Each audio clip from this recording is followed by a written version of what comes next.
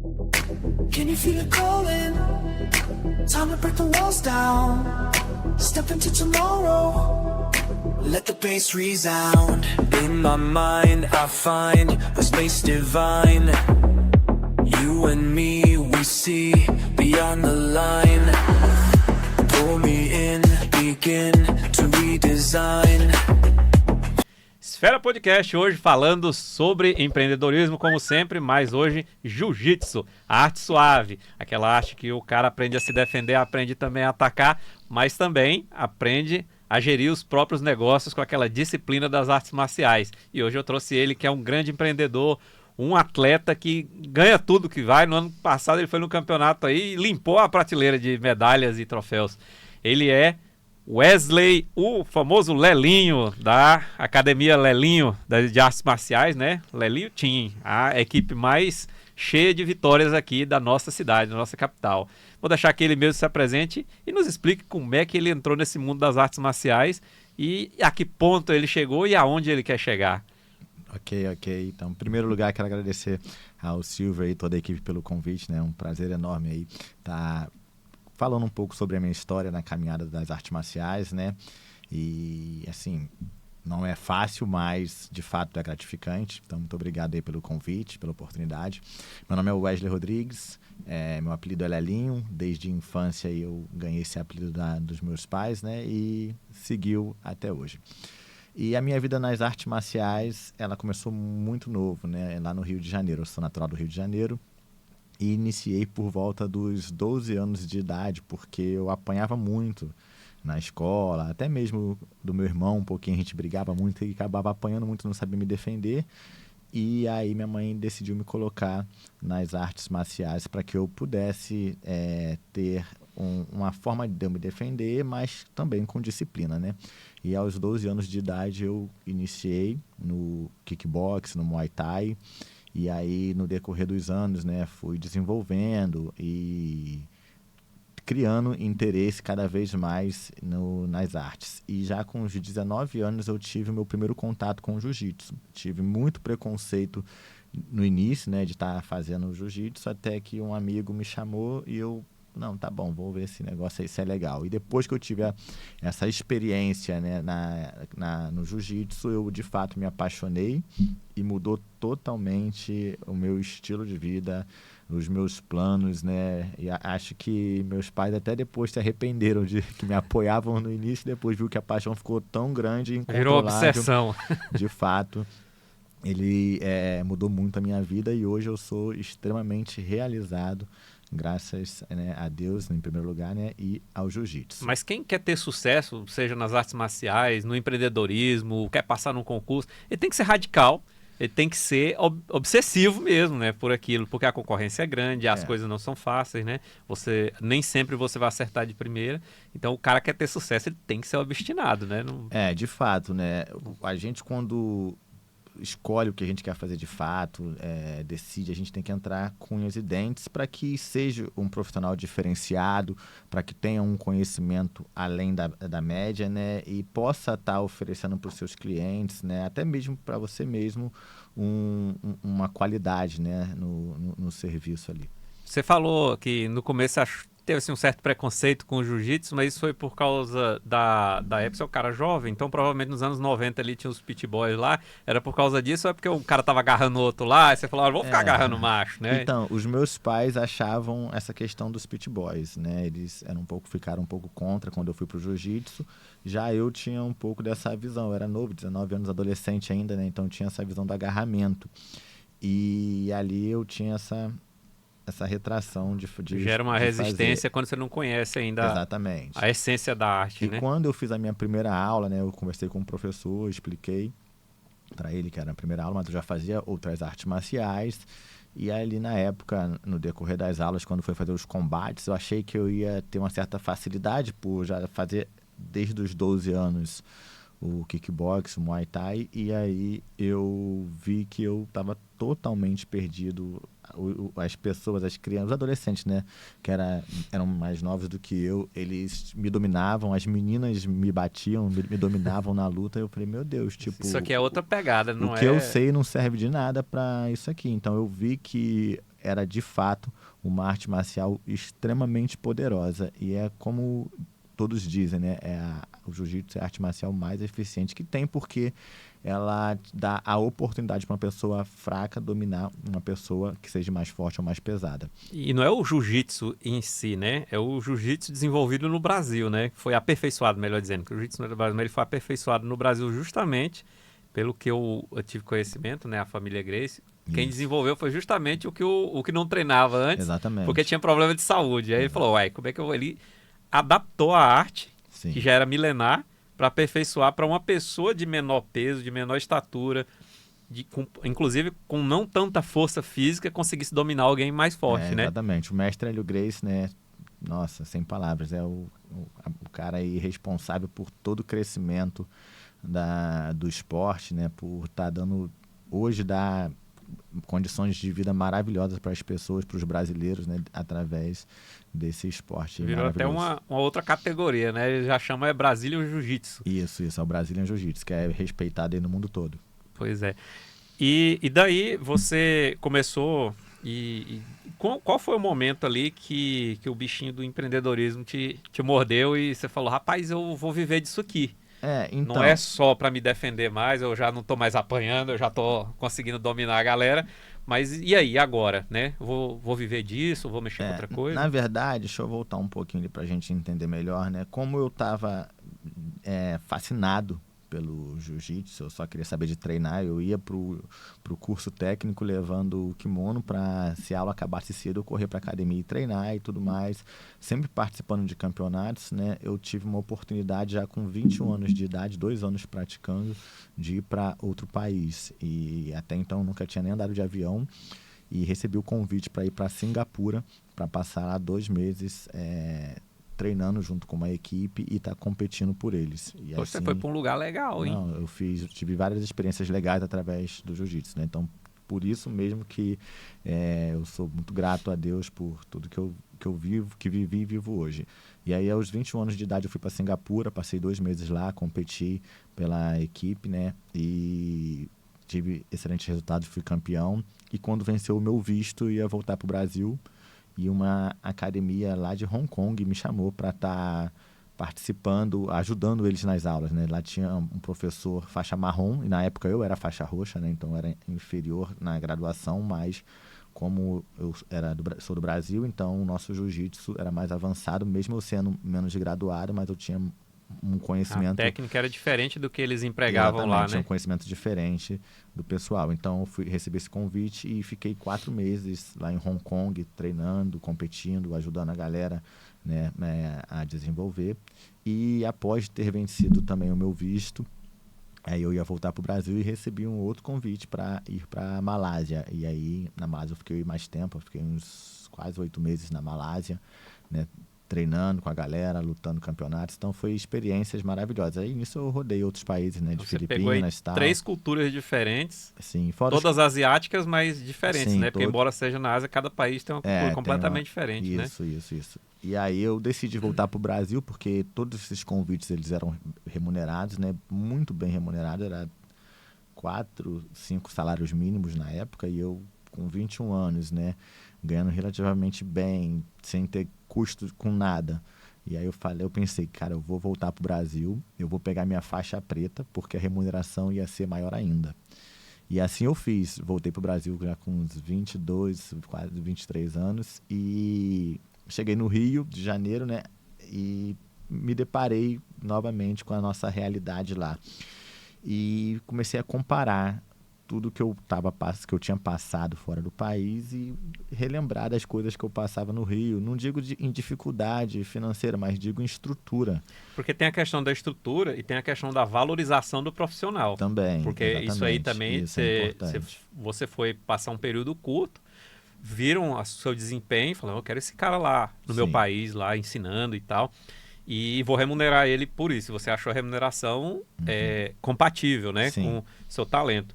E aí, quando você chegou aqui já não é tanto assim, né? As pessoas não valorizam tanto a mão de obra, vamos dizer assim. Agora vai começar a mudar, né? Porque a gente tá vendo as mudanças. Mas, enfim, aí você voltou... Isso, voltei pro Rio de Janeiro, né? Aí relativamente motivado, mas ao mesmo tempo desmotivado, porque eu voltei para onde eu estava e vi ali que eu iria pegar a faixa preta, mas eu queria desenvolver logo e talvez em outros locais também. E aí foi onde eu recebi um convite da minha tia, que morava aqui em Tocantins, é o único parente que eu tenho aqui. E aí ela me chamou, vem cá visitar, já que você passeou e tal, aproveita para dar uma passeada aqui. E eu vim para ficar uns dias com ela e Vem acabei... aqui pra esse outro país, esse outro mundo. Não, pois é. E foi a melhor coisa, né? Quando eu vim, muitos dos meus amigos me criticaram, né? Falando, nossa, você vai fazer o que lá e tal. Poxa, as pessoas saem de lá do Tocantins para vir para cá e você vai passar um tempo lá em prol de quê? Lá não tem jiu-jitsu e tal, mas... Eles só não sabiam que o pessoal vem do sul, vem de outros países, Não. vem pra cá. É ignorância da nossa região, né? As pessoas, às vezes, de cidade grande acham, né, que tem um conhecimento maior, que tem uma experiência, e na verdade não é muito bem assim, né? Então a gente tem que viver para entender. O pessoal falava assim, às vezes a gente via, né, o pessoal criticando na internet, tinha algum problema de televisão, Tocantins, lá tem muito índio, né? Aí ele pensa que o índio aqui tem mestrado e doutorado, pô, você está por fora dos indígenas Pois aqui, né? Os indígenas aqui estão bem, eles estão estudando, fiz faculdade com várias pessoas de etnia diferente, né? Sim. E as pessoas têm uma visão muito fechada, né, das exato, coisas do tempo do século retrasado. É uma coisa cultural, né? Então as pessoas das cidades grandes acham que A cidade dele é melhor. é melhor. E às vezes você vai para um interior desses aí e você vê a estrutura da cidade, Exatamente. qualidade de vida que você não encontra às vezes numa Sim, capital. Isso aí. Tem lugar que é ruim, claro, mas Não, tem lugar que é muitos sensacional. Exato, muitos locais bons, isso aí. E aí eu vim pro Tocantins, né? Passei um tempo aqui, arrumei um emprego até no aeroporto, foi o que me fez de fato ficar, né? Porque como eu vim para cá para passear, aí rolou essa oportunidade de eu trabalhar no aeroporto, e como eu aprendi a falar inglês lá fora e tal, eu acabei ficando aqui para trabalhar no aeroporto. E aí logo conheci a minha esposa, que na época a gente se conheceu, começou a sair e tal, aí foi dando mais você conheceu sua esposa aqui. Isso, ela é de Gurupi, né? Mas conheci, ela já morava aqui em Palmas. Paulo Tocantins não lenca não, viu? O cara não vai sair daqui não. Pois é. Vai formar família aqui. Exato. Mas voltando um pouco, você foi para 3 países da Ásia, né? Sim. Trabalhou lá. Trabalhei lá, mas Como é que foi a visitei questão da língua? Então, eu saí, não falava O inglês, idioma. né? Os 2 primeiros meses que foi em Singapura foi um pouquinho... Foi Foi sofrido, muito né? difícil, na verdade, né? Eu tinha vergonha de falar, achava que as pessoas iam rir de mim, né? E eu fiquei muito travado. Tentava, já no segundo mês fui tentando me comunicar um pouquinho mais, né? Mas mesmo assim hoje eu vejo o quanto que eu fui ignorante, achando que eles iriam rir de mim. E aí, já indo para Hong Kong, eu fui vendo que eles estavam o tempo todo querendo me ajudar e eu comecei a me soltar, já mesmo em Hong Kong, comecei a falar as coisas Você erradas. sentiu mas... diferença do povo asiático pro brasileiro nessa questão aí de, por exemplo, incentivo? Por exemplo, aqui, a gente vê quase todo mundo que vem aqui falar sobre empreendedorismo e fala que às vezes a própria família não apoia. Fala, rapaz, desiste disso e tal. Não muda muito lá ou você sente essa diferença? Não. O cara quer te ajudar, fala, o cara tá querendo aprender, vamos ensinar ele aqui, vamos... Ou não é tanto assim Não, também, aqui o pessoal foram- incentiva. Foram coisas, são sentidos diferentes. Uma coisa é você ver uma pessoa chegando, um amigo, e você incentiva a outra. Coisa são os parentes, né? Eu costumo dizer que alguns parentes, não todos, né? Mas parentes e amigos, eles são os maiores destruidores de sonhos. Porque quando você começa a se encontrar, começa a planejar em fazer algo diferente, a tendência é eles quererem te moldar a fazer o que eles acham que você deve fazer e não o que você de fato sonha em fazer, o que você gosta de fazer. E aí quando você vai dando seus pontapés inicial, o pessoal começa a te criticar, te desanimar. Aconteceu isso comigo demais, Botar entendeu? defeito. Ele nem entende o que você está fazendo, Não mas ele entende. quer direcionar você. Exatamente. E ele, quando provavelmente ele era criança, ele deve ter passado por isso também, né? E só ele sabe a experiência, se ele fez o que ele queria ou se ele fez o que mandaram ele fazer. Mas eu não estou querendo dizer que o pai, a mãe, o amigo ali, você não deve ouvir. Lógico que você deve ouvir, mas você tem que ter entendimento do que você quer, saber pesquisar, por mais que você não saiba por onde, mas você tem que procurar fontes para que você tenha um maior conhecimento do seu plano e acreditar em Deus e agarrar aquilo com unhas e dentes, porque tem gente hoje em dia aí que é milionário vendendo água, né? Lógico, não é o vendedor que vende ali na lojinha e tal, né? Vende no sinal, mas a pessoa Mas ele começou assim. Exatamente, a pessoa que coloca água nos garrafões e tal, né? Ele Empresa, só né? entendeu que dava para vender para mais gente de uma vez só. Exatamente, mas como foi o começo dele? Então, poxa, se tem gente ganhando dinheiro vendendo água, por que você não pode ganhar dinheiro fazendo uma coisa que você ame, né?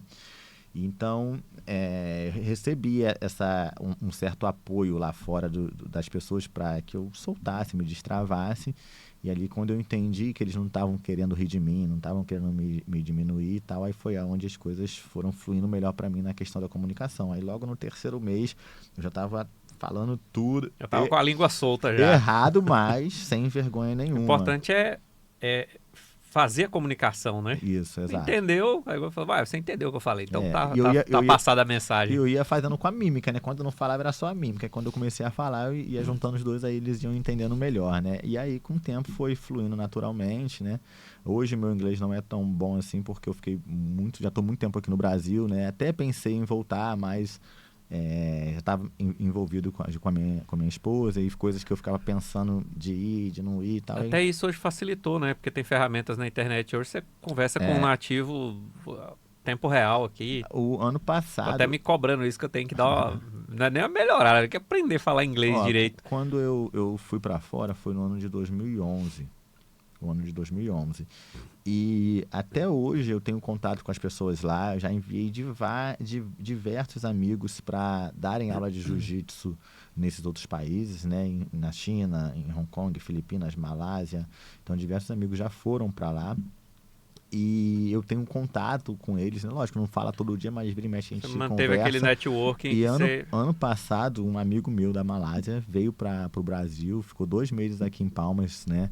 Ficou lá em casa e tal. Então, assim, foram contatos, né? O network, né? A importância do network. Então, foram amizades, relações que eu criei há anos atrás e até hoje elas são duradouras. Geram ali, frutos. né? E a gente ainda mantém um contato e foi muito bom a experiência dele ter vindo para cá, né? Conhecer de fato agora a nossa cultura do Brasil, do Tocantins. Então, foi maravilhoso. Até quem vem do Rio de Janeiro chega aqui é outra cultura, imagina quem vem da Malásia, Pois né? é, totalmente diferente, né? E aí, aí você veio, né? Veio pra cá, começou Sim. a trabalhar e aí você teve algum momento que você começou a dar aulas? Sim, tal. eu vejo Deus em tudo na minha vida, né? Quando eu paro para pensar, eu vejo que Deus foi me preparando. Quando eu já estava aqui em Palmas, já tinha passado um tempo, já estava namorando, né, com a minha esposa e, no caso, hoje minha esposa. Comecei a trabalhar em outros locais. Eu tenho um amigo chamado Alexandre. Ele trabalha na Mitsubishi. E ele falou assim, cara, ele me arrumou para eu trabalhar lá também, né? Ele me ajudou a entrar lá na empresa e tal. E ele falou assim, cara, você tem que saber o que você quer. Você tá aqui, mas você não para de falar, de pensar no jiu-jitsu. De vez de você pensar em crescer dentro da empresa, virar um vendedor e tal, você tá fora daqui o tempo todo, com a cabeça fora. Eu vou te dar um conselho. Cara, pede demissão e monta uma academia de jiu-jitsu da forma que dá pra você montar. Parece que é a única coisa, né? Só começa. Parece que é a única coisa que tu sabe fazer de fato é o jiu-jitsu. Então, cara, começa, porque dali é o que você gosta de verdade, é o que você ama. É difícil o cara quando faz isso, ele é amigo mesmo, né? De fato. É sincero com você. Ele foi sincero, e tipo, às vezes ele nem sabe o poder dessa palavra dele pra minha vida. Quando ele falou aquilo ali, cara... Às vezes deu aquele insight ali, o gatilho que... Exatamente. Por isso é mesmo. Exato, e por isso que eu vejo Deus, porque na minha vida foi o tempo todo esses gatilhos. A pessoa falava uma coisa e entrava no meu coração como uma flecha que não... O pessoal chama de intuição, de não sei o que, é o Espírito Santo agindo, né? Exatamente. Falando com você. E dali não deu outra. Eu montei minha academia muito simples na época, mas foi o meu pontapé inicial, né? Montei baseado de como eu treinava lá no Rio, que eu vim também de uma academia muito simples, e aí o reflexo era eu montar algo simples, né? Até A porque eu não tinha nem referência que condição. você Era tinha. a minha referência, eu também não tinha E nem tua condição. condição financeira também. Que... Exato, eu não conseguiria. E aí eu montei essa academia simples e Só depois... fazer um adendo aqui. E isso que muita gente às vezes fica, eu vou esperar melhorar as coisas para poder montar meu negócio, eu vou fazer outra coisa, que aí você vai se distraindo, vai, e seu sonho dissipa. Exatamente. Só começa, Só começa. né? Começa do jeito que dá. Se você esperar o momento certo e tal, se fosse juntar dinheiro para montar a academia top das galáxias, igual essas franquias que Sim. vêm hoje tudo prontinho, você levar quantos anos, É né? verdade. Aí você começou, já foi desenvolvendo ali, inclusive aprendendo passo a passo o que você precisava melhorar, Isso. mudar, adaptar, né? Exatamente. E é muito importante esse começo, né? E aí eu iniciei. Hoje eu vejo milhares de erros que eu não via na época, né? Achava que era a forma correta de se trabalhar, de desenvolver o negócio. Só que aí veio a crise do impeachment da Dilma. E como eu montei numa periferia, Isso, 2016, no local né? 2016, isso, acabou que eu fali, tive que fechar a academia devido à crise. E aí, para mim, foi um soco na cara, onde eu tinha saído do trabalho para focar no meu negócio e eu fechei o meu negócio, eu tive que vender as coisas. Dá uma certa frustração, né? Demais. Só que aquilo ali me moldou para eu entender como deve ser feito de verdade. Para ser Então, mais se eu não resiliente, passasse para por aguentar aquele- uma crise. Se eu não passasse por aquele período de dificuldade, por ter errado e não saber aonde eu estava errando, eu não teria construído hoje uma academia de sucesso. E você Então, sobreviveu a uma pandemia. Exatamente. Até cresceu depois, né? Demais. A pandemia foi crucial na minha vida. Isso aí que você falou é interessante. É até bom a gente explanar um pouco essa percepção, que nós estamos no Brasil. No Brasil, nós temos 3 momentos econômicos só. Crise gravíssima e crise leve. Aqui é sempre Tá assim. tá sempre Então, na- se você não for empreender, montar um negócio, qualquer que seja ele, ou atuar numa área, na sua própria carreira, e você não se preparar para uma crise que vai vir em algum momento, você pode não suportar e ter que retroceder muito, né? Exato. Então, você tem que ter aquela reserva, você tem que ter um fluxo de caixa, você Sim. tem que se adaptar, já pensando em algo pode dar errado. E se der errado, como eu vou agir, né? Para eu não ter que fechar as portas. Sim. Então, verdade. isso aí você aprendeu nessa... Naquela época eu não conseguia nem ter uma reserva, né? A situação não era muito fácil. E aí, quando eu fechei a academia, eu falei, cara, eu vou ter que fazer alguma coisa, mas eu vou tentar manter o jiu-jitsu na minha vida, até porque eu não ia conseguir tirar. E a minha esposa me deu uma ideia. Poxa, vai na academia tal ali que tá abrindo e tenta dar aula lá, conversa com o rapaz e tal. E assim eu fiz. Eu fui lá, conversei, o rapaz até falou, ó, dá pra você dar aula aqui à noite, a partir de 8 da noite. Aí eu comecei a dar aula lá, 8 da noite. Consegui até arrastar alguns alunos, mas muito pouco, porque eu dava aula na 612 Sul.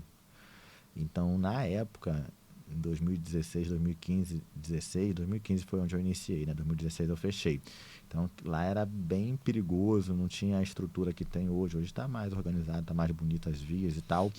E aí eu mudei para dar aula numa academia aqui, quase na JK, na rua de trás ali da JK. Então, era outro padrão, né? Então, os alunos não conseguiram... Veio pro centro centro da cidade, literalmente. Exato. Eles não conseguiram me acompanhar, os alunos, né? Porque era caro a mensalidade, bem mais caro.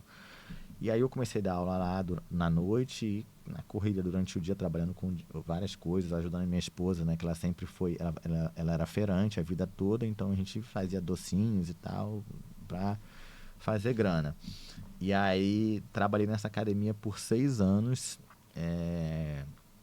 recebendo, não vou falar mal, né? Mas algo assim que eu jamais queria para mim. Mas para eu não abandonar o jiu-jitsu, de fato eu tive que passar por esses perrengues. Você não E eu queria também desligar não até queria, para não deixar o sonho morrer, né? e também tinha o trauma de voltar a ter minha academia. Só que nesse tempo que eu fiquei dando aula nessa outra academia, foi o tempo que eu fui amadurecendo, fui entendendo algumas coisas. Foi observando e tal. como outra pessoa trabalhava. Exatamente, fui observando e ali eu pensava um pouco em montar, mas ainda tinha medo. E os alunos começaram a me incentivar. Professor, você tem que ter sua academia, você vai crescer demais e tal. Aqui o horário não é muito legal, é restrito, você não é o dono, você não pode fazer da forma que você quer. E eu falava, olha, eu já tive minha academia, eu sei o quanto é difícil, eu falhei uma academia e eu tenho medo. E eles começaram a me encorajar, falaram, olha, a gente pode até te ajudar a você montar esse pontapé inicial pagando a mensalidade antes. E eu falei, uai, como assim? O cara quer buscar... Pô, então eu sou bom, o cara turma- quer pagar as adiantado, turmas essa mão. a turma queria pagar a mensalidade antes para eu montar a minha própria academia. Aí eu reuni com ele e falei, vocês têm noção do que vocês estão falando?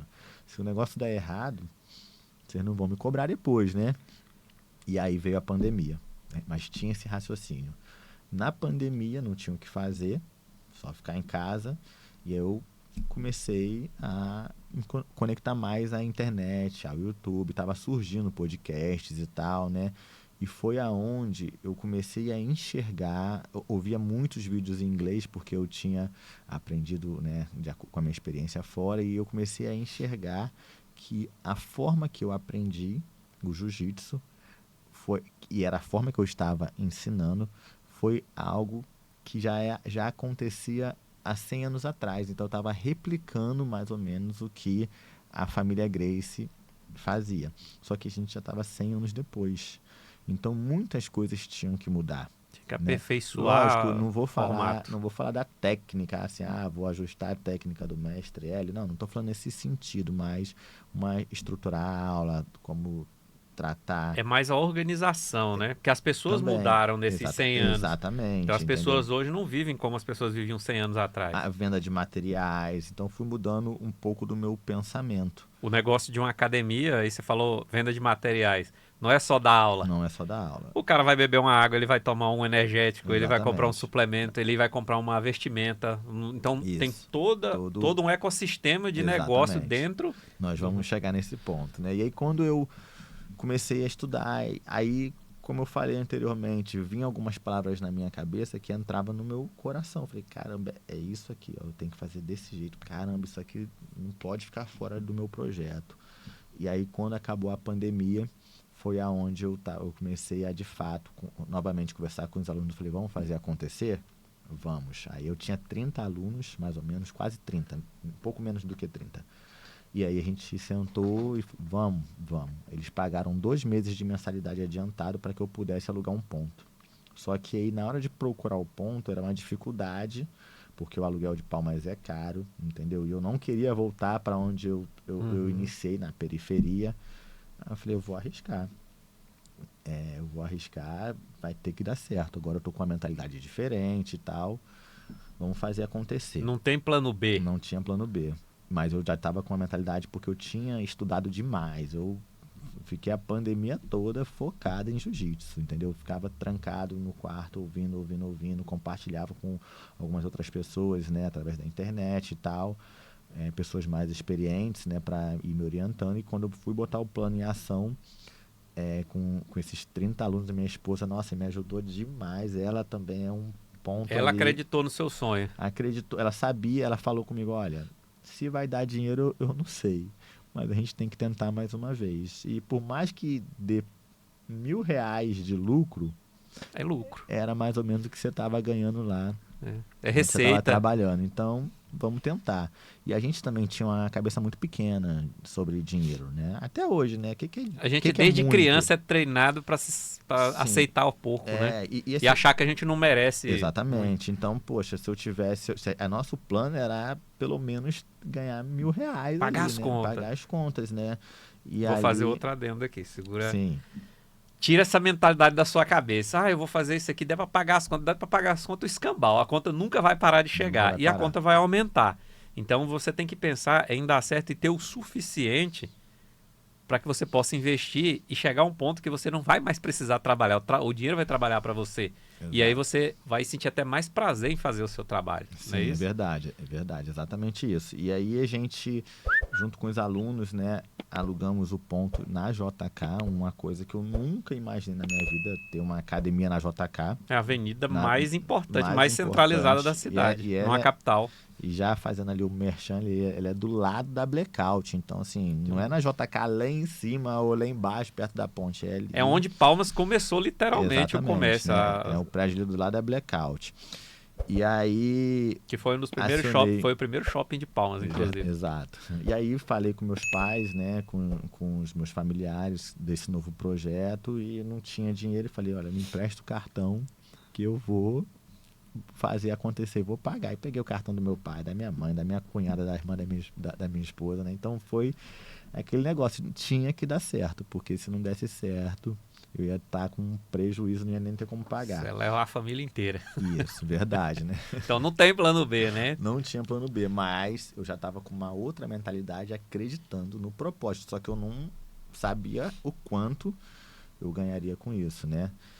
Só que dentre toda essa história, algo que eu não comentei aqui, nós tivemos, né, diversas revelações de Deus, né? Não sei se você acredita, né? Os ouvintes, não sei o quanto acreditam, mas tivemos diversas revelações de Deus de pessoas que a gente não conhecia. Chegava do nada E e falava, você mexe com isso? Eu vi que você distribuía uniformes assim, era tanta gente para pegar o uniforme de vocês, kimono no caso, né, que vocês não conseguiam entregar em ordem, vocês tinham que ficar jogando assim de qualquer jeito para que todo mundo pegasse, né? A minha esposa, ela teve ela foi a primeira a ter a revelação que eu não acreditei, nem ela, porque era impossível acreditar. E hoje a gente acredita fielmente que Você aquilo tá vai vivendo. acontecer. A gente está alcançando aquilo ali. Ela teve uma revelação aonde eu dava aula de microfone num ginásio, porque era tanta gente que as pessoas não conseguiam me ouvir. E essas aulas ela era feita através de... Tinha uma filmagem que ela saía, me filmavam e saía num telão, porque as pessoas não conseguiam me ver. Então, eram pessoas que não dava para contar. Era num ginásio, era mais de 1.000 pessoas nas aulas, treinando ali comigo, participando. E quando a minha esposa me contou isso, né, ela falou convicta que não foi um sonho aleatório. Ela sentiu Foi de uma Deus, visão. uma visão. E a gente parou para pensar, mas como isso? Não tem como, a gente tem 30 alunos no máximo. E outra, as maiores academias aqui de Palmas, elas não têm 100 metros quadrados, como isso, né? E a gente, vamos tocar, né? Vamos fazer acontecer. E foi onde nós alugamos e tal, pegamos apoios dos parentes, né, para estruturar. E iniciamos com 30 alunos. Em 6 meses, a gente já estava com 80 alunos matriculados. Triplicou E a gente... Tem quantos meses? 6. 6 meses você triplicou o número de A alunos. gente nunca tomou um prejuízo desde quando nós entramos na academia. Nós já, no mês seguinte, a gente já pagava o aluguel, a água, a luz e um pouco da nossa dívida. E foi pagando cada vez mais rápido a dívida. Em 8 meses, a academia estava já bem cheia, o espaço dela, assim, né? Que a gente tinha alugado. Eu não lembro quantos metros eram, se era 250 metros. Eu não lembro com certeza, mas era um espacinho grande, né? E aí eu cheguei para minha esposa e falei, amor, olha como é que isso aqui tá cheio. Supriu as nossas expectativas, que a gente queria ganhar R$1.000 e a gente estava ganhando muito mais do que isso. E aí ela falou, nossa, nós vamos ficar ricos. Aí já mudou, virou a chave, né? Não, com 80 alunos ali, né, um pouco mais, nós vamos ficar ricos. Eu falei, não, não é agora não, nós vamos fazer diferente, nós vamos alugar essa sala do lado e vamos dobrar o espaço. Ela, mas a gente não tá nem pagou as dívidas ainda. Eu falei, filha, tem que fazer isso, porque se não fizer isso agora, a gente vai perder o time do negócio. Vai ficar muito cheio ao ponto das pessoas estar se machucando, caindo um por cima do outro. As pessoas vão vir se matricular, vai ver que está muito cheio, não tem espaço. E tem gente que Então, é mais... Tem gente que tem essa percepção, né? Mais reservado com isso aí, eu quero mais espaço. Exatamente. Então eu falei, a gente tem que alugar mais espaço. Então eu tive essa visão de aumentar e ela no timing certo, no timing ali. certo, né? E ela me apoiou. Ela falou, de fato, vamos arriscar. E aí, em 8 meses, eu já aluguei a sala do lado, onde dobrou o espaço. E em pouco tempo, eu já estava com uns 140 alunos. Então, já tinha passado... Dobrou de novo. Total. Resumindo, hoje a gente... Agora em maio Aprendeu a gente... com a Dilma, né? Vamos dar a meta e dobrar a meta. Dobrar a meta, verdade. Então, hoje nós estamos... Em maio, esse mês de maio, nós estamos fazendo 3 anos de academia. E nós estamos com a área de 750 metros quadrados. Alugamos todo o Já está salão com em cima. 750 metros E quadrados. começamos com 200 e pouco, Caramba. né? Nós temos matriculados quase 250 alunos ativos, pagantes, né? E a gente vê a promessa de Deus acontecendo na nossa vida. Isso a gente, né, vê claramente. Não tem como a gente ter uma conversa sem colocar isso na mesa, porque eu vejo que não foi eu apenas, né? Eu vejo que foi Deus o tempo todo fazendo com que eu tivesse experiências de vidas boas, ruins, para me moldar para onde eu estou hoje. Na nossa escola, hoje nós temos aulas para crianças a partir de 1 ano de idade. Então é algo que somente uma academia no Brasil faz, que é a da Kira Grace, no Rio de Janeiro. Ela é a única pessoa que dá aula para criança a partir de 1 ano de idade. E nós também damos Você já aqui. faz isso. Nós fazemos também. Eu até vi, passou aqui no telão, a quantidade enorme de crianças, né, Sim. praticando o esporte. Então, você tem quantos alunos hoje nessa faixa aí, infantil e juvenil? Você tem... Então, é o nosso maior público. É o mas teu eu maior não- público hoje. deve ser em média ali 60% dos alunos, 65%, entendeu? Mas os números certinhos eu não... Tem lá no programa, lá no sistema, mas eu não me atualizei. E é mas- uma arte marcial, acho que quase todas. O ideal é que comece o mais cedo possível, né? Assim, as academias costumam trabalhar com crianças a partir de 6 anos, 7 anos, até porque é mais fácil de entender e tal, né? Só que com a nossa evolução, né, com os meus estudos, eu fui criando metodologias para trabalhar com crianças menores. Então, eu pesquisei, fiz cursos de natação, de escolinha de futebol, de diversas outras modalidades para eu tentar Ajustar colocar, para o jiu-jitsu. exatamente, atender crianças, né, já na metodologia do jiu-jitsu. Então, essa nossa turma a gente chama de Baby Jitsu, é a turma de 1 a 3 anos de idade, aonde é maravilhoso o trabalho que Rapaz, nós que ideia fazemos lá. sensacional. Nossa, é bem legal. Quem dá aula é a professora Ana, a gente pagou E os pais curso, devem achar o máximo, Os pais adoram ver porque as crianças desenvolvendo gasta energia, desenvolve mais rápido, muito né? mais rápido. E cria um interesse no esporte bem mais Sim, cedo. Exatamente. Para ele já é algo natural, né? Sim, É igual aprender um idioma desde bebê, exato. Aí quando ficar maior já tira de já é letra, né? nativo. Isso, e a nossa proposta dessas aulas, né, é o desenvolvimento das habilidades. Então, a gente faz com que as crianças elas tenham habilidades muito mais rápido, desenvolvam muito mais rápido do tempo normal. Uma ideia de eu ter criado essa aula do Baby Jitsu é porque o meu filho, ele com 2 anos, ele já participava das classes das crianças de 4, 5 anos, porque ele vivia na academia e ficava imitando. E hoje o meu filho ele faz coisas que eu me surpreendo, porque eu não ensinei para ele daquele jeito e a cabeça dele, a inteligência dele, ele né? desenvolveu. A própria adaptação da técnica. Exato. No jiu-jitsu é muito comum a gente dar cambalhota para frente, para trás, então a gente ensina a forma correta de fazer, botar a mãozinha no chão, a cabecinha para dentro e faz a cambalhota. Ele faz cambalhota para frente sem colocar a mão no chão. Então ele só pula e gira sem colocar a mão no chão. Então ele escala qualquer coisa, qualquer poste, qualquer árvore, ele abraça e não precisa ter ganchos não, né? Um poste liso ele abraça e vai subindo com 4, hoje ele tem 4 anos, né? Mas ele faz isso desde dos, 3 anos de idade, sabe? Então ele faz coisas assim que eu, meu Deus do céu, nunca ensinei, nunca estimulei e ele Esse menino vai me superar. Aí foi aonde eu tive, não, essa é a ideia, né? Foi onde eu tive a ideia de fazer o Baby Jitsu, porque se o meu filho estava tendo grandes habilidades, consequentemente eu poderia fazer com que outras pessoas tivessem, mas o meu filho estava fazendo uma aula de pessoas, de crianças maiores e ele morava na academia praticamente, né? Então dali eu fui, cara, eu tenho que criar uma metodologia. Comecei a estudar, a pesquisar e foi onde nós montamos essa metodologia junto. Que além de ficar mais segura, direciona até mais rápido, exatamente. né? A evolução, de fato, ela acaba sendo mais rápida e segura.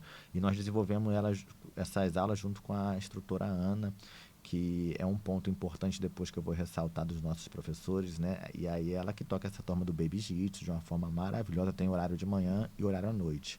Nós também temos as turmas das crianças de 4 a 6 anos. E como o nosso público ele é muito grande, tem alunos muito antigos, crianças que treinam já há 2, 3 anos, nós temos as turmas dos iniciantes e as crianças avançadas. Então, de 4 a 6 anos, iniciante, 4 a 6 anos avançado. Temos as turmas de 7 a 9, iniciante e avançado. Então, todas as nossas turmas de crianças são separadas por nível e por idade, porque às vezes você vai colocar o seu filho para treinar, uma criança para treinar numa turma mista, não é muito bom para um ou para outro, porque se a turma é mista, tem iniciante, tem avançado, aí ele vai aprender qual o golpe do dia, vai ser um golpe avançado ou um golpe de iniciante. Aí o avançado está aprendendo um golpe que ele já sabe fazer de cós salteado, então tem que ter essa percepção. Você freia um e às vezes não consegue acelerar o outro. Exatamente, então você tem que ter essa percepção do seu negócio, né, para que você consiga entregar com qualidade o serviço para aquele cliente. Então, o cliente que está evoluindo, ele merece técnicas mais evoluídas. E o que está começando, técnicas iniciais, né? E hoje, nas nossas aulas de jiu-jitsu, nós temos, em média, por dia, 10 a 12 aulas de jiu-jitsu por dia, contando aulas de crianças e aulas de adultos. Nós somos 8 professores trabalhando lá na nossa escola de artes marciais, 8 professores de jiu-jitsu, fora das outras modalidades, onde cada um tem os seus horários dali e tudo mais. Quais são as né? outras modalidades, além do jiu-jitsu? Então, o carro-chefe é o jiu-jitsu, mas nós temos o kickbox também, que é muito bom, o Krav Maga e também tem o Taekwondo, que começou agora, também é bem legal. Então, essas outras modalidades que complementam o nosso espaço. E também tem judô. Também tem judô para criança, na verdade. Né? Então, é jiu-jitsu, judô, kickbox, Krav Maga e Taekwondo. Legal. Entendeu? E uma coisa importante que eu vejo também, né, nessa parte de empreender, lógico, eu estou aprendendo constantemente, eu ainda me sinto um amador ainda, né, na área, embora estou tendo diversos bons resultados, né, uma capacidade boa ali em tocar, mas eu estou sedento para aprender cada vez mais, então eu considero que eu estou aprendendo. Sobre a questão do empreendedorismo, você fala que está aprendendo, já está tendo bons resultados, mas é sempre um aprendizado, né? O que você achou mais difícil que você conseguiu superar? Assim, que você não tinha essa habilidade antes e para crescer o seu negócio, você falou, cara, isso aqui é uma barreira e eu vou ter que transpor. As quedas. Você montar um negócio e falir. Você dar a vida por alguns alunos, que no caso são clientes, ajudar de todas as maneiras possíveis em parte de competição e tal, fazer ele desenvolver o jogo e lá na frente ele te trocar por uma academia mais perto, mais melhor para ele, que ele acha que seja melhor. Então, querendo ou não, a gente sente, mas faz parte. Hoje eu entendo com uma clareza e sou super a favor que cada um treine onde quiser. Os meus alunos, eles são... Que não é uma coisa pessoal, né? Não, mas isso me feria muito no passado, porque eu fazia de tudo pela pessoa e depois ela achava que aquela academia, por ter uma estrutura melhor, seria melhor para ele, sendo que ele desenvolveu todas as habilidades numa estrutura inferior, sabe, comigo. Então, isso me machucava muito e eu tive que aprender a lidar com isso. Então, quando eu errava na questão da estrutura, eu ficava muito triste, mas eu comecei a entender que eu tinha que me capacitar. Por que A e B dá certo e o meu negócio dá errado? Por que fulano começou do zero e está muito bem e eu não consigo estar tão bem? Mas jamais tendo inveja é o aprendizado, né? E sim querer responder esses porquês, porque eu queria também desenvolver um bom negócio. Eu tinha vontade, mas eu não tinha esse conhecimento. Então, esse aprendizado foi muito bom. Então, você que está montando um negócio e ele está difícil, você não pode desistir desse negócio. Se você acredita, você gosta daquilo, você tem que continuar. Por mais que você perca o seu negócio, você fecha o seu negócio, ou você não vai fechar, mas você precisa entender o que você está fazendo de errado. E corrigir. E não ficar se martirizando ali, se culpando. Ah, não dá certo. Por que o outro deu certo, né? Exatamente. Vai lá, aprende e desenvolve aqui no seu... e como que eu aprendo? Pagando cursos, vendo vídeos no YouTube. Não tem almoço grátis. Exatamente. Às vezes a gente fala, nossa, principalmente isso acontece muito no jiu-jitsu. Mas você cobra para isso, porque eu cobro para fazer... Hoje eu dou mentorias, né? E eu cobro as mentorias e tal, né? Só que no jiu-jitsu, exemplo, eu cresci sozinho. Eu não tenho... Por mais que eu tenha muitos títulos, mas eu não sou um campeão mundial de jiu-jitsu. E tem muitos campeões mundiais que dão mentorias, né? E, o cara sabe muito, o cara teve títulos mundiais. Tem gente que não ganhou nada aqui da mentoria, imagina. Exatamente. E eu dou mentorias, né, baseado nas minhas experiências, e eu acho que é até mais fácil da gente conversar do que você conversar com um cara que é campeão mundial, porque A realidade dele é muito diferente. Outra coisa, entendeu? Então eu comecei do zero, sem ter grandes títulos, sem ter dinheiro, sem ter apoio, entendeu? E você ganhou muitas competições. Ganhei. Engraçado esse paralelo aqui, vou até fazer um paralelo para outro ramo. Sim. Por exemplo, gente, isso é sensacional, porque esse raciocínio dele é muito pertinente. Eu não sou um campeão mundial, Sim. mas eu sou um campeão regional, estadual, brasileiro, sei lá. Exatamente. Só que o cara, para ser campeão numa Olimpíada, ser campeão mundial, é outra pegada. A vida dele é praticamente só para isso. É lesões que vêm, que são até não tão comuns para outros. Então, um sacrifício muito grande e um investimento também muito grande. Então, você vai pegar uma mentoria com um cara desse, mas você não está se preparando para ser um campeão mundial. Uhum. Então, você, às vezes, você não vai nem conseguir entender o que ele está falando. Às vezes, o próprio cara não entende a realidade do mentorando dele. Exatamente isso. E é a mesma coisa, você está montando, vamos dizer que você está montando aí um pequeno negócio, um restaurantezinho, um food truck, você está montando um pequeno estúdio de pilates. Uhum. E aí você vai conversar com um bilionário. Ele vai te dar uma mentoria, o bilionário. Legal, ele sabe muita coisa. Só que para a realidade dele, é uma discrepância muito grande do seu negócio. Você pode pegar a mentoria com um bilionário depois que você já estiver num patamar para ir para ser bilionário. Da mesma forma que você pode pegar a mentoria com um atleta de nível nacional, estadual, para você ir galgando no espaço. Então, assim, você já quer chegar... cair de paraquedas com um bonde andando na janela, né? Exato, E não esqueceu a passagem ainda. Isso que você está falando, eu lembro de uma coisa interessante. Eu dava aula para uma aluna chamada Maria Antônia. Ela hoje mora em São Paulo, né? E ela é filha do doutor João de Deus, né? O médico. E eles foram na minha casa, né? Porque ela ia embora e tal, e foi se despedir, a gente conversou e tudo mais. E eu vi, ele tentava me ajudar dando dicas do meu negócio, mesmo sem ser da minha área. E ele falava com certas palavras poderosas, eu estava entendendo o que ele queria me dizer, o que eu tinha que fazer, só que eu não tinha dinheiro, não estava no momento. Aí eu falei, cara, ele está querendo me ajudar demais, com o conhecimento dele, que ele é dono de um hospital e tal, né? Ele está querendo me ajudar demais, só que ele não está entendendo a minha realidade. Eu ainda não estou no momento de escalar, né? Não era nem esse o momento, é porque, lógico, ele também deve ter vindo, né, de baixo e tal, passou por dificuldade, só que já há muitos anos atrás, né? Então ele estava falando com muita cautela ali do meu crescimento, só que na fase que eu estava, cara, era aquilo ali pronto, entendeu? Tá na fase de sobrevivência ainda.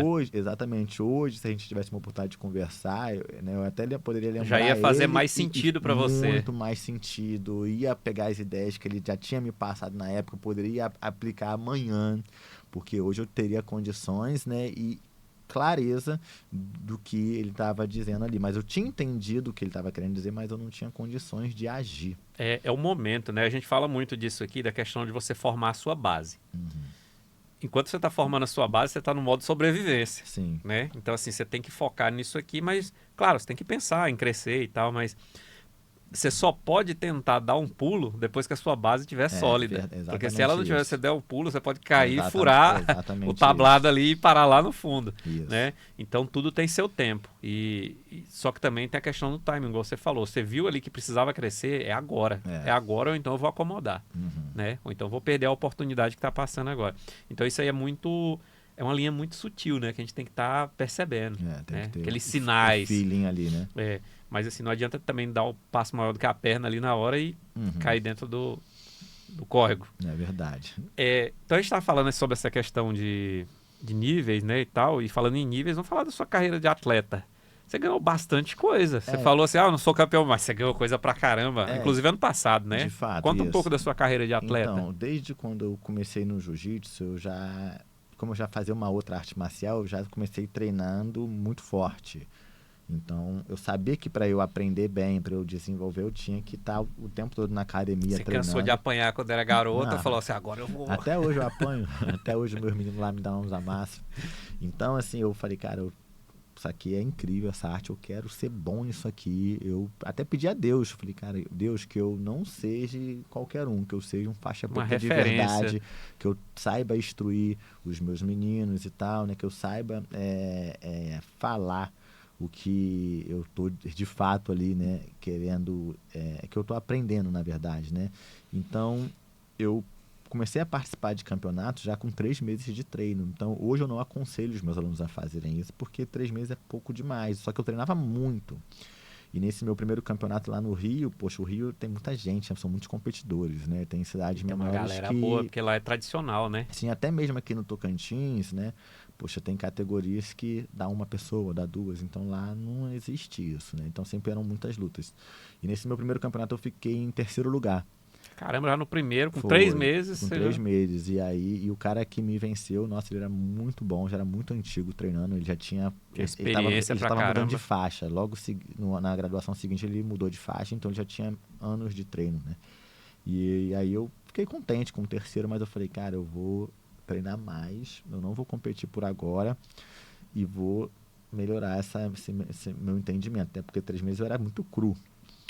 Aí quando deu 6 meses eu falei, não, eu quero lutar de novo, não vou Você se esperar acha muito não. competitivo? Demais, né? Sou competitivo demais. Eu tento até me policiar, minha esposa me dá vários puxão de orelha, que eu sou muito competitivo. E aí, eu com 6 meses, eu falei, não aguento mais treinar não, quero lutar. Então já tinha esse negócio no meu sangue, de querer me desafiar. Isso é bom no mundo dos negócios também. Não falo da competitividade, mas é porque você falou.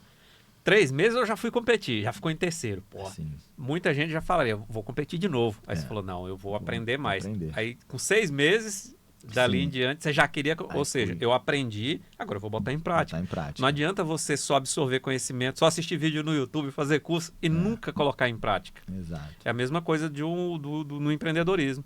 Eu aprendo, mas nunca coloco. abro um negócio, Exato, nunca não coloco em coloco prática. vamos dizer assim, o couro ali no jogo, né? Verdade. E aí foi aí no meu segundo campeonato com 6 meses de treino, eu fiquei em 1º lugar. Aí dali, o 3º em 1º lugar, o 4º em 1º Sentiu lugar. o gosto do Aí eu pódio ficava ali. só revezando entre em 1º a 2º lugar, né? Mas estava sempre nas cabeças. Aí logo fui graduado para a faixa azul e competindo no meu primeiro campeonato de faixa azul. Quando a gente troca de faixa no jiu-jitsu, né, nas artes marciais, e vai para a competição, é um choque de realidade, porque você estava competindo com pessoas da mesma faixa, que uns eram iniciantes, outros já estavam quase mudando de faixa, como aconteceu na minha primeira luta, no meu primeiro campeonato. E aí quando você troca, você é o novo daquela faixa e vai ter pessoas muito mais experientes. Dependendo da pessoa, é um abismo entre um e outro, E né? quase trocando de faixa, exatamente. Então, nesse meu primeiro campeonato de faixa azul, acho que foi um campeonato em Niterói, um estadual, né? Que aconteceu em Niterói, no Rio de Janeiro. E aí eu fiz 3 lutas, né? Estava indo ali para lutar, lógico, ia dar o meu melhor, mas não tinha muitas expectativas. E eu fiquei em 1º lugar, fui campeão, finalizei todas as lutas. Inclusive, na época, eu tinha finalizado na final um rapaz que tinha sido campeão mundial lá em Abu Dhabi e tal. Então era um atleta profissional, né? Mesmo sendo da faixa, na faixa Você azul. finalizou ele. Eu tava perdendo nos pontos, então não tinha como eu virar a luta porque ele tava me dominando muito mais. Só que o jiu-jitsu ele tem essa graça, né? Às vezes você tá na situação Vacilou, de dificuldade, se piscar. Vacilou e empacotou. Eu era muito bom de armlock e triângulo, né? Que são as chaves, né? O armlock no braço, a chave de braço e o triângulo, um golpe no pescoço, um estrangulamento com as pernas. E aí eu peguei esse cara no armlock, nossa, foi uma felicidade muito grande, né? E aí, no meu primeiro campeonato de faixa azul, eu fui campeão. Aí logo peguei a roxa. O ego foi lá em cima. Não, eu nunca fui de tirar Nunca onda, foi muito não. vaidoso, não, né? Nunca fui. Hoje que eu... às Só vezes- competitivo, Aí, mas não lá, vaidoso. lá na minha academia hoje eu sou um pouquinho vaidoso. Eu tenho que admitir, senão o pessoal lá vai comentar bem aqui, vai falar que eu tô mentindo. Mas a academia é sua, você não pode levar um esculacho de Mas qualquer eu um, né? nunca fui assim, vaidoso de tirar onda, mas lá na academia a gente faz umas resenhazinhas, mas só na academia mesmo. E aí eu comecei, aí peguei a faixa roxa muito rápido também, aí daí fui pra marrom e fui pra preta. Da minha faixa branca pra preta eu levei 4 anos. Foi Então, rápido. muito rápido. Porque eu treinava muito e tive essas experiências. Você falou, você vivia isso, né? Mas eu não aconselho pegar tão rápido assim, sempre competindo. Eu competi muito de faixa branca, de faixa azul, de faixa roxa e faixa marrom eu competi pouco porque eu machuquei o joelho e peguei a preta. Aí lutei muito aqui em Palmas de faixa preta, no Tocantins, As no competições Goiás, são sempre dentro da faixa. dentro da faixa e peso. Não existe competir, sei lá, o No faixa roxa jiu-jitsu, competir não. com No o jiu-jitsu preto. não pode. E outra pergunta.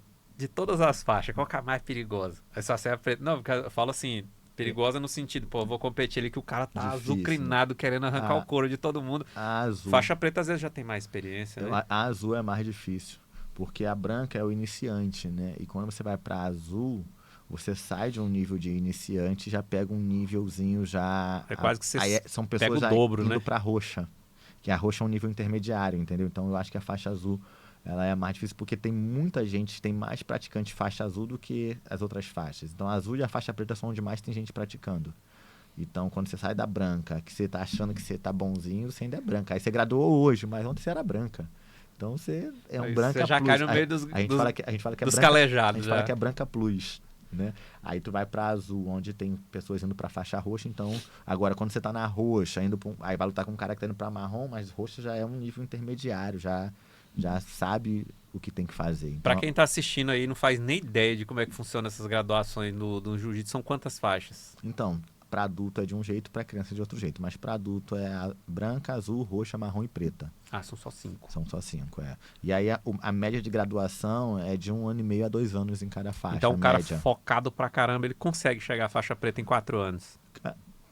Consegue, lógico, né? Se eu conseguir, todo mundo consegue. Só que não é muito indicado isso. Eu acho que as minhas graduações Tem a questão da experiência também, né? As minhas graduações aconteceram. Uma que eu já vinha de uma outra arte marcial onde eu já treinava muito forte. Então já comecei treinando forte. Eu era extremamente competitivo. Eu tinha tempo para treinar na época. Na época eu não estava trabalhando, né? Então eu só estudava e treinava muito.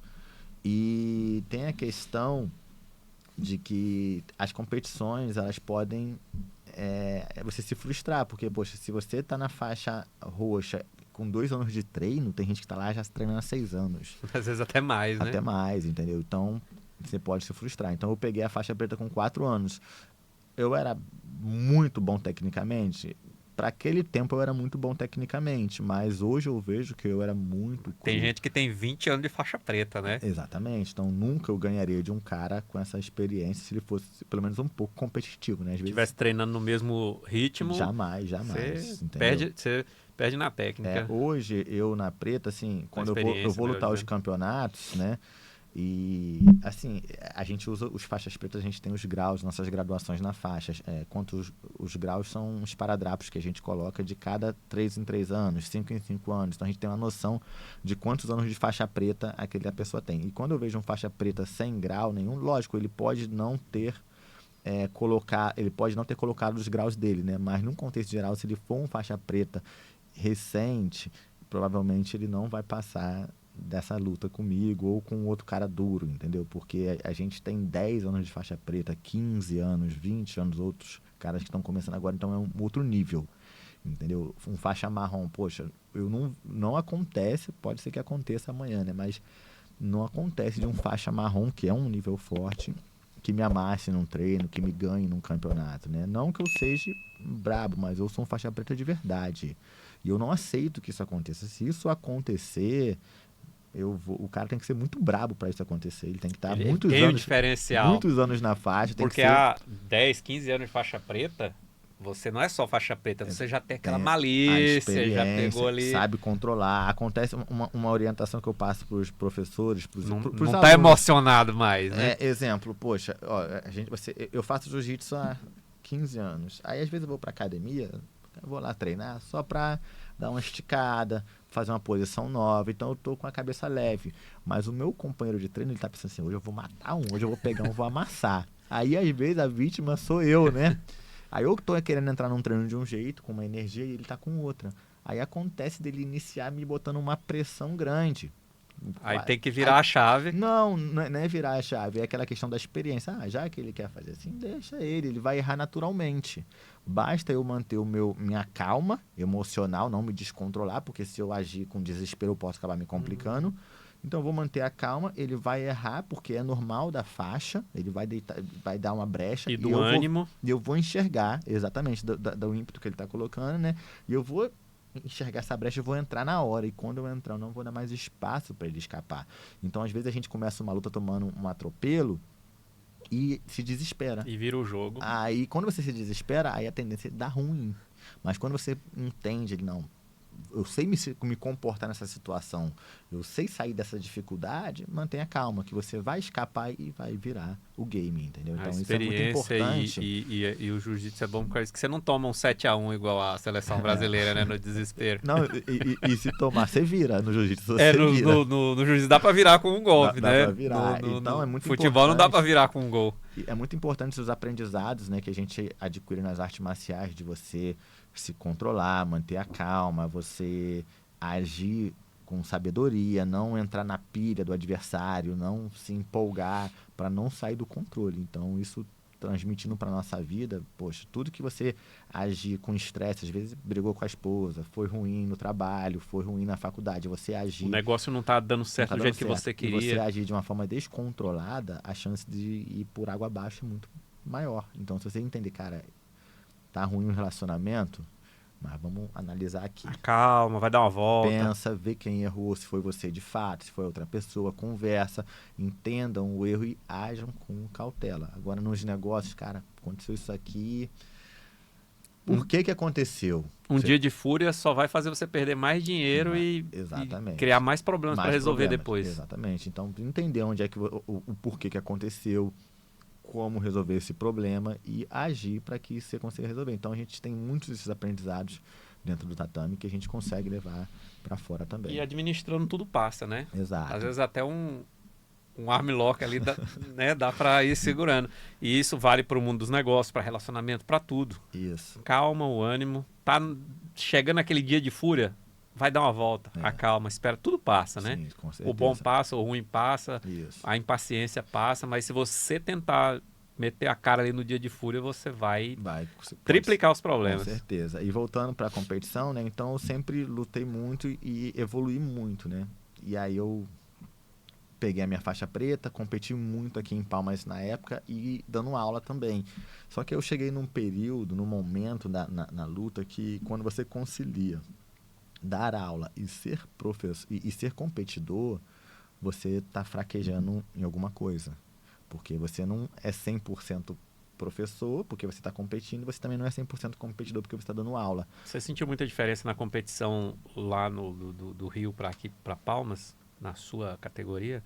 Assim, tem uma diferença gigantesca, né? Porque assim, quando a gente fala de Rio, São Paulo, já são os melhores, né?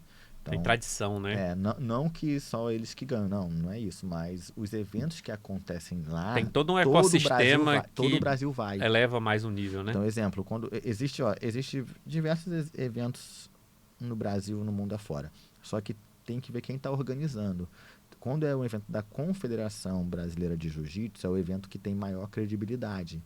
Então, uma pessoa que faz um evento aleatório, qualquer um evento, nada contra, pode fazer, é até bom que fomenta mais o esporte, você não vai ver um campeão brasileiro lutando um evento qualquer. Porque eles vão nesses mais da credibilidade, é justamente porque eles te dão a oportunidade de disputar campeonatos fora do país e outras colocações também, né? Tem isso. Aí às vezes o cara tá investindo ali naquele...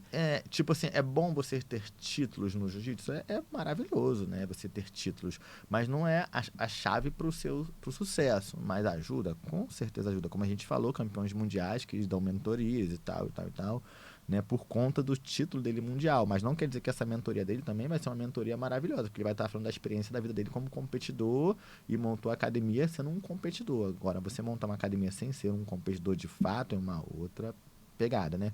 Então, esses eventos que acontecem no Rio, São Paulo, no Brasil afora, organizados pela Confederação Brasileira, têm níveis altíssimos. Então, toda vez que você vai para lá, você se prepara que vai ter sempre alguém de cada estado aí representando, né? E eu sou um dos poucos, eu sou o único faixa preta, na verdade, que estou lutando em alto nível ainda, né? Viajando aí o Brasil todo para estar representando o Tocantins. Então, acontece outros meninos de outras idades, de outras faixas, né? Faixa azul, faixa roxa, até mesmo então, faixa marrom. Aqui você é a referência. Mas de faixa preta, temos outras referências, né? Mas no momento, na atualidade, eu sou... Para competição... O que mais está lutando dentro do Tocantins, luto demais aqui na nossa região e fora. Que é um dos problemas também. Muitos professores não lutam no Tocantins, talvez porque eles têm os próprios leões deles, né? Os próprios medos ali que tem que ser combatidos, mas não querem combater ou porque não quer. Mas eu sempre faço questão de lutar no Tocantins porque eu gosto de entrar com os meus alunos para competição, entra todo mundo junto e eu tenho que lutar e ainda orientar eles. Então eu fico lá e cá, lá e cá, lá e cá. E aí, graças a Deus, os resultados bons sempre aparecem, né? Mas fruto de um trabalho inteligente, muito treino, muita dedicação, muita abdicação, quando a gente está decidido a competir, que aí faz com que os resultados cheguem da competição. Quando eu conheci você lá na sua academia, você tinha me falado de um projeto que você estava querendo montar para ensinar o jiu-jitsu para, principalmente para crianças, né, mais neurodivergentes, né, Isso. autistas e tal. Você já conseguiu colocar isso em Já prática? está em prática. Logo após aquela nossa conversa, né, acho que poucas semanas depois nós já iniciamos, acho que a gente estava acabando a obra lá. E nós já iniciamos, então temos já funcionando perfeitamente. Nós temos 3 professores capacitados para estar ministrando essas aulas para as crianças atípicas, né, com autismo, TDAH, síndrome de Down, paralisia cerebral. E nossa proposta não é fazer com que eles sejam um atleta, um competidor. Isso aí não é o nosso propósito. O nosso propósito é trazer para eles uma melhoria no seu dia a dia, através da comunicação, do contato, da interação em grupo, de saber se defender numa situação de dificuldade, saber se posicionar. Então, essa é a nossa ideia com o projeto. E aí nós hoje temos diversos alunos, né, que iniciaram nessas aulas. A gente trabalha inicialmente com aulas personalizadas, né? Então, nós iniciamos uma aula padrão para cada aluno, né, específica, com o intuito de incluí-los na classe no grupo.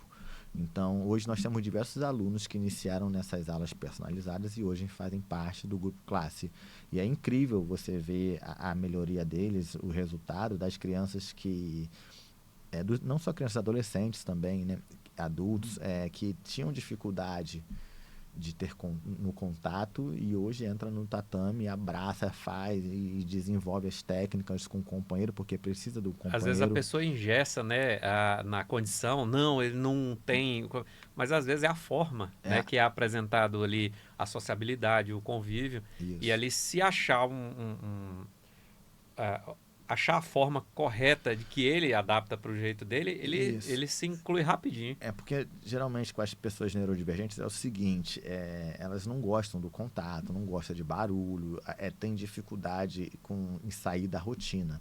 Então você chegar numa academia cheia de gente, cheia de criança, fazendo barulho e tal, não sei o que, gritando, lutando, isso é assustador até pra gente quando vai treinar a primeira vez. Então a gente trabalha de uma forma personalizada, particular, justamente para a gente inserindo aos poucos o que ela vai fazer na classe. Então, nessas aulas a gente vai devagarzinho criando o contato. Suave, sem susto. No tempo dela, entendeu? Então, devagarzinho vai criando o contato, vai mostrando os golpes e tal, ela vai deixando com o tempo, às vezes demora alguns dias, algumas semanas, alguns meses para ter esse contato, né? E aí você vai mostrando os golpes que elas iriam fazer, as brincadeiras que elas iriam fazer na classe, mostra de uma forma individual para quando for para a classe não ser uma surpresa.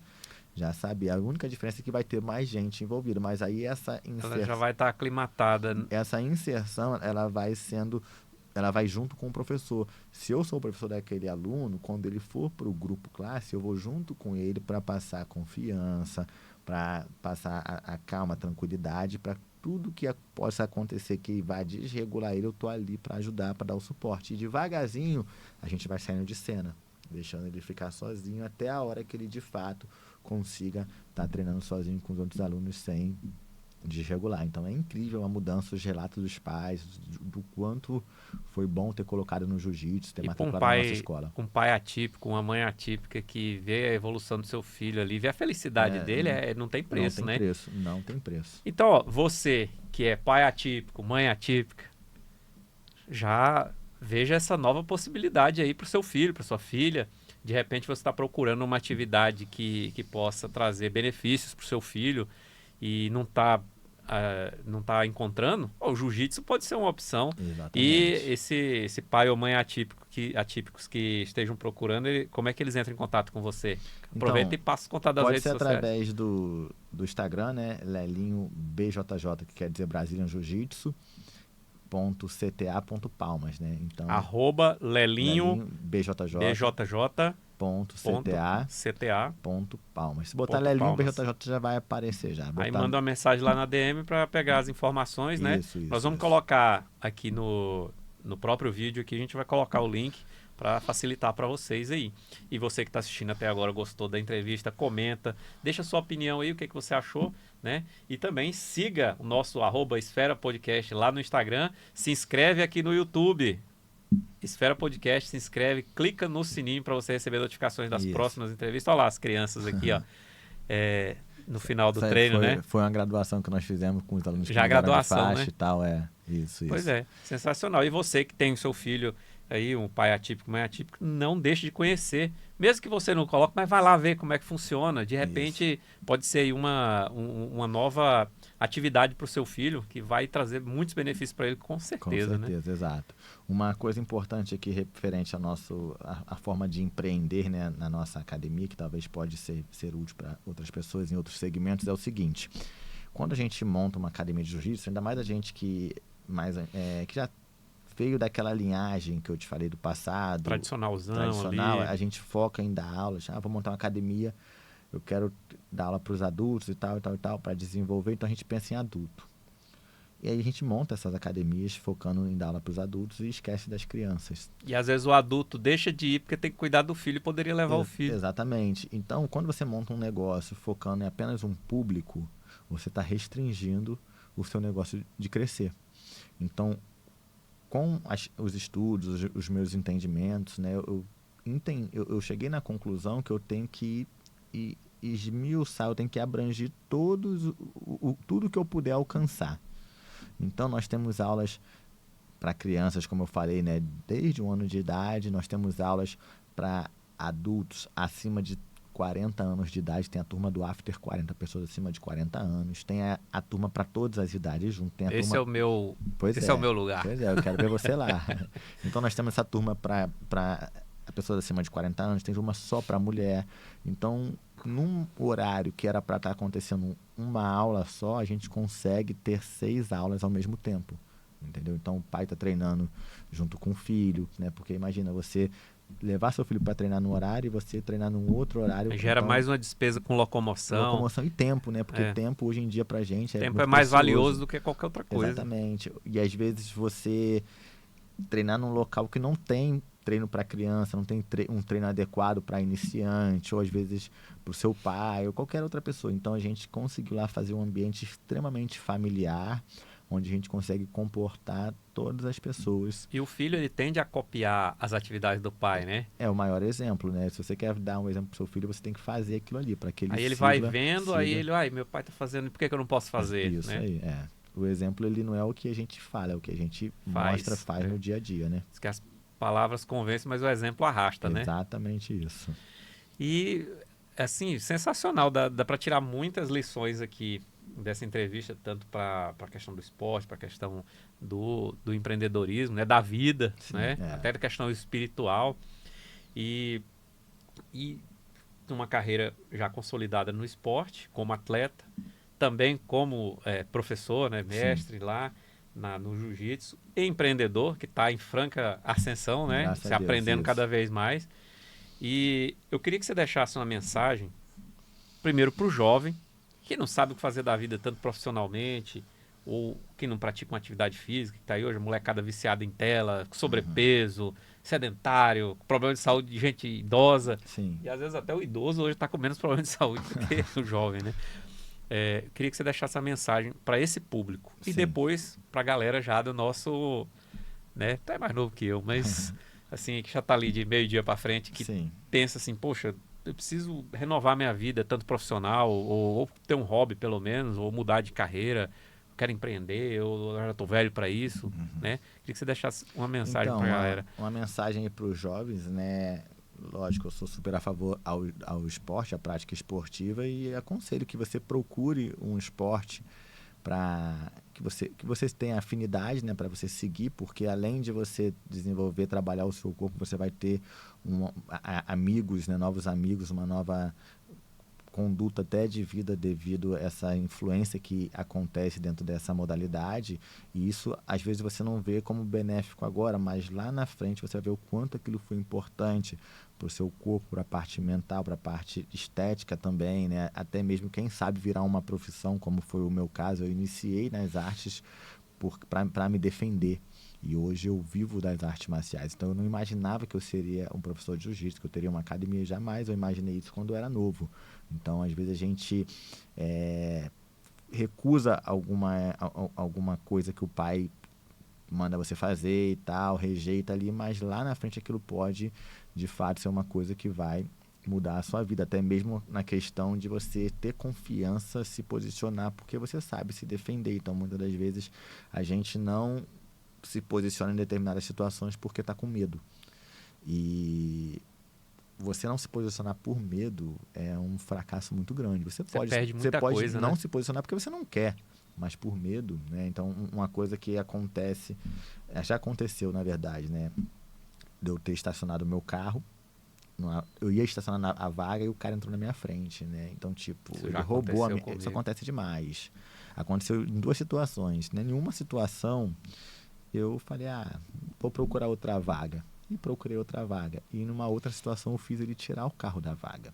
Eu saí do carro, o cara saiu, eu falei com muita educação, mas firmeza nas palavras, e fiz ele tirar a vaga. Porque é uma situação de extremo risco também, porque a gente não sabe exatamente como está o humor da outra pessoa. Eu soube me posicionar, mas não estou falando que você tem que fazer isso, mas você não...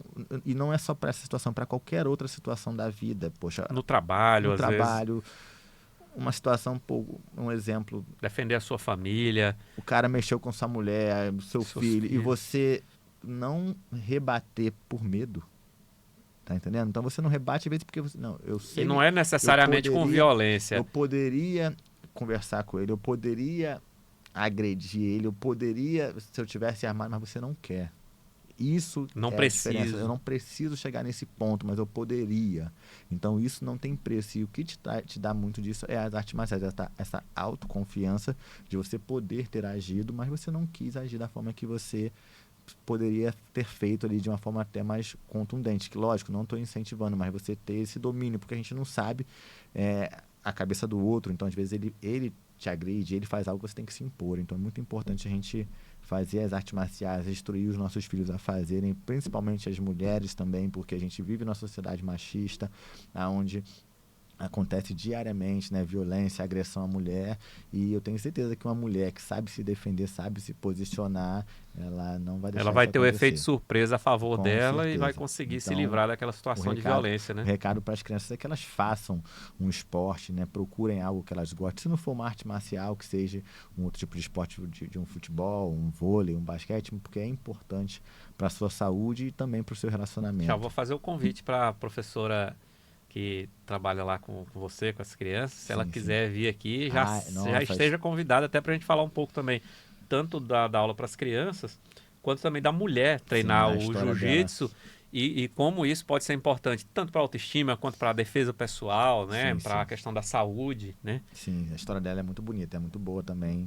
Pois já está convidada, é só... Sim, e o recado, né, para os pais, né, para os adultos, na verdade, né, que tem essa vontade de empreender, mas fica com um pouco de receio, tipo, a vida é sua, então você tem que saber que talvez você não vai ter uma outra oportunidade de fazer aquilo ali, então você tem que aplicar, mas entenda bem o que você quer fazer e capacite-se antes, para não deixar o barco afundar. Antigamente a gente não tinha muita instrução, não tinha muito da onde aprender. Era meio que das experiências e ir desenvolvendo sozinho. Hoje a gente tem diversas maneiras de aprender, de se capacitar e para desenvolver algumas o seu até negócio. Gratuitas, né? Muitas delas gratuitas, né?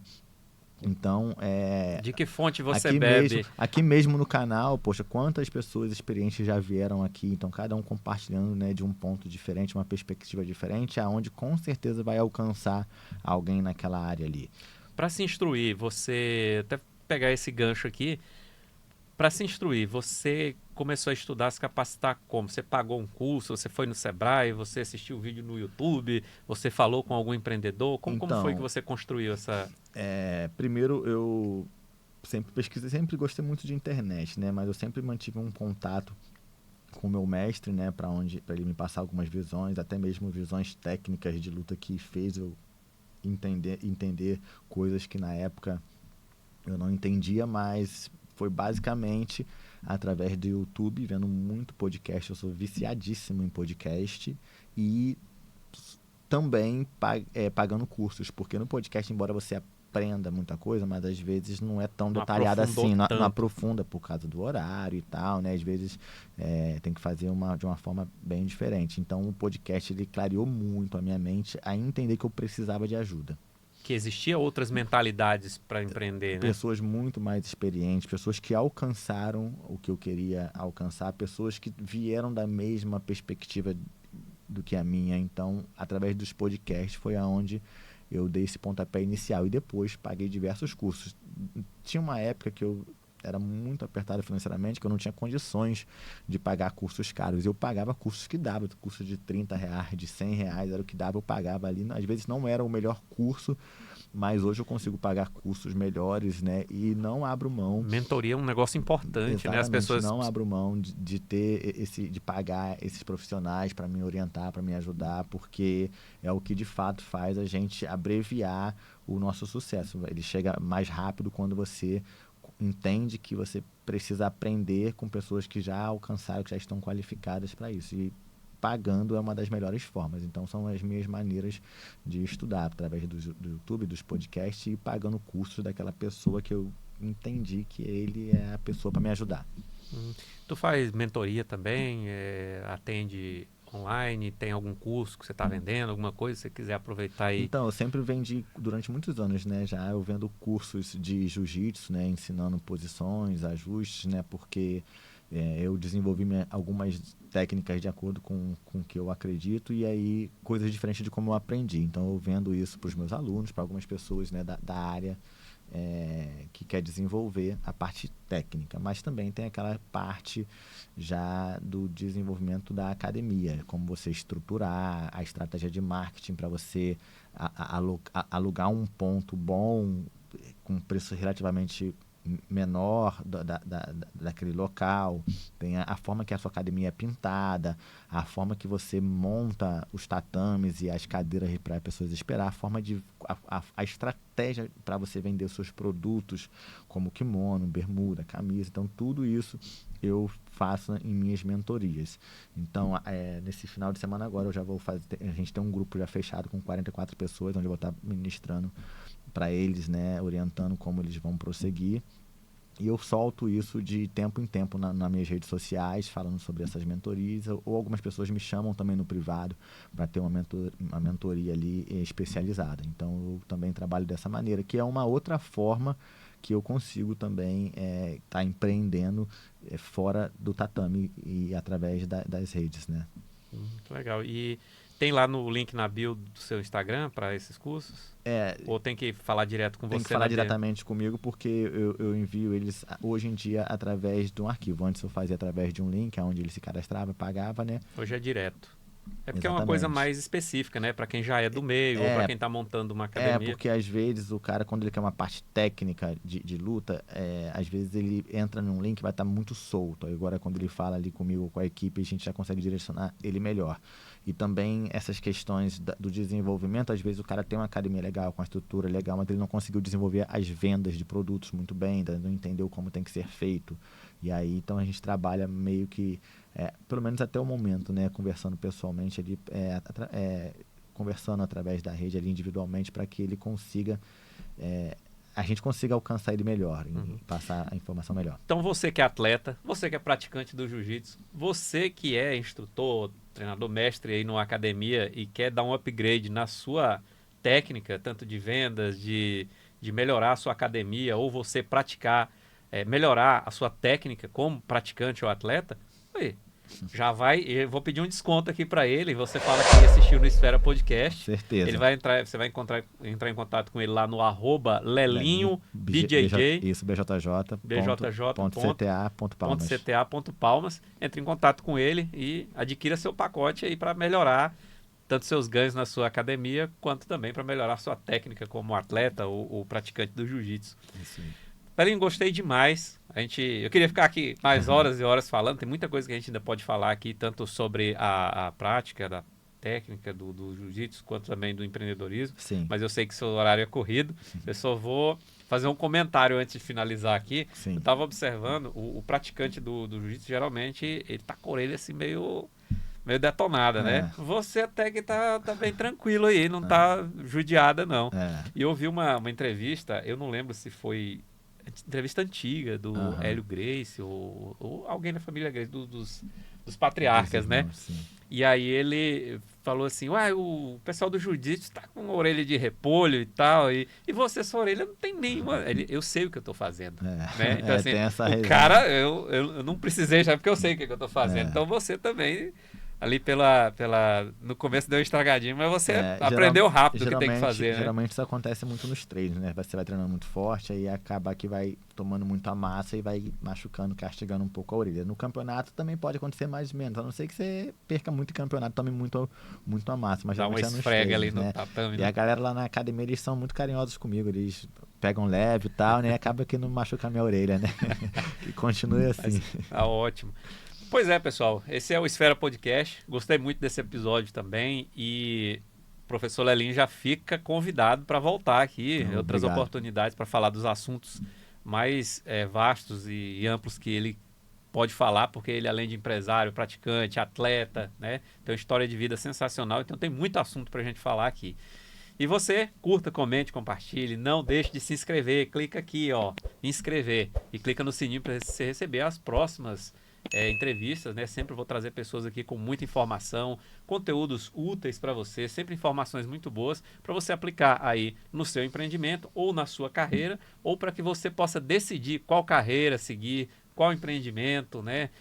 Usar os erros dos outros, né? Os obstáculos que eles passaram para sair muito mais barato do que você errar. Muita coisa você pode aprender aqui com os nossos convidados. Então, não deixe de se inscrever, curta, comente, compartilhe. Coloca aí alguma pergunta. Quando o professor Lelinho voltar aqui, a gente fazer novas perguntas para ele, atualizar aqui o nosso repertório. E não deixe de seguir também o Instagram lá no @Esfera Podcast e seguir o professor Lelinho lá no @lelinhobjj.cta.palmas. Isso. Né? E conheça lá a academia dele, eu tenho certeza que você não vai se arrepender. E pratique atividade física. Esse é mais um Esfera Podcast. Eu sou Silvio Jaca e siga também minha rede social, @silvio.jaca. E fiquem com Deus.